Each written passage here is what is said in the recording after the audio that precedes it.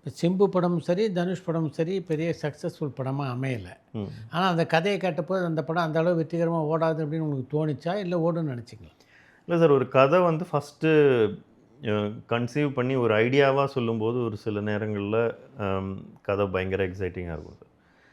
But during the process of making as you would know, உங்களுக்கே தெரியும், நம்மளோட circumstances, அது அமைஞ்சு வர சில விஷயங்கள் அதெல்லாம் தான் வந்து கான்ட்ரிபியூட் பண்ணி அதை ஒரு ஒரு லெவல் ஏற்றுற மாதிரி வரும்.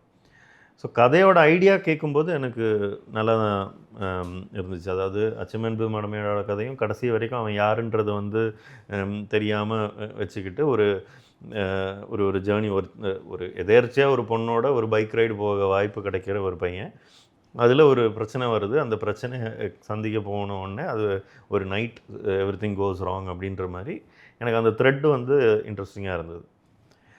சார், கதை நல்லா இருக்கலாம், கதை இல்லாமல் இருக்கலாம். பட் அது அந்த படமாக அது ஒர்க் ஆகுமா ஆகாதான்னு நம்மளால் யாராலையும் எழுதுகிற டைம்லேயோ இல்லை எடுத்துகிட்டு இருக்கிற டைம்லேயோ ப்ரெடிக்ட் பண்ண முடியாது. ஏதோ ஒரு சில மேஜிக்னால சில படங்கள் ஒர்க் ஆகிடும். சில படங்கள் என்ன தான் அந்த மேஜிக் இருந்தாலுமே சில நேரம் ஒர்க் ஆகிறதில்ல. ஸோ இப்போ என்னை நோக்கி பாயும் தோட்டாவை பொறுத்த வரைக்கும் அதில் வந்து நரேஷனே அதிகமாக இருந்தது. உங்களுக்கு நல்லா தெரியும். அந்த படம் பெரிய அளவில் ஓடாததுக்கு அது ஒரு காரணம் அப்படின்னு நினைக்கிறீங்களா? இல்லை, அது ஒரு டைரக்டரோட கன்விக்ஷன் தான் சார் சக்ஸஸோ ஃபெயிலியரோ. ஓகே, அது சக்ஸஸ் சில நேரம் அது சக்ஸஸ் ஆகலாம், சில நேரம் அது சக்ஸஸ் ஆகாமல் இருக்கலாம். But whether it is good or bad, it is the director's belief.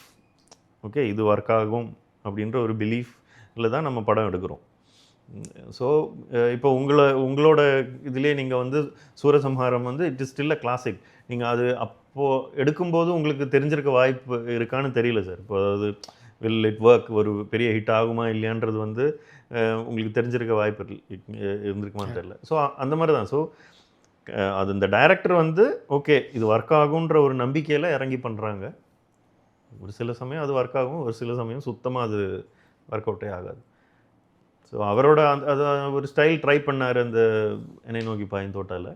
It did not work. So எனக்கு அதுக்கப்புறம் வந்த வெந்து தணிந்தது காடு எனக்கு ரொம்ப பிடிச்சிருந்தது. Because that was a very different Gautham Menon film. எனக்கு பர்சனலாக அந்த படம் எனக்கு அவர் பண்ண படங்களில் கொஞ்சம் இப்போ வித்தியாசமான படமாக இருந்தது. I really like that film.